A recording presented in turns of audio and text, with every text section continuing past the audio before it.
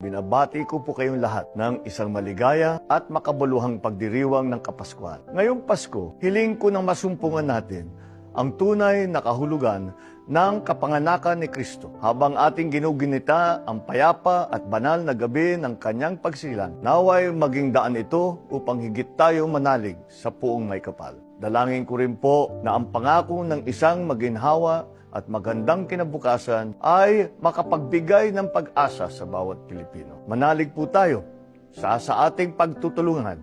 Matutupad natin ang pangakong ito. Higit sa lahat, buksan natin ang ating mga puso sa diwa. Alam ninyo, ako'y tao lamang.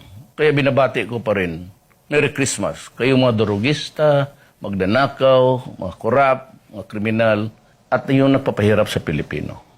Kaya kung ayaw ninyong minto at patuloy pa rin ang karasan, ito na ang huli ninyong Merry Christmas.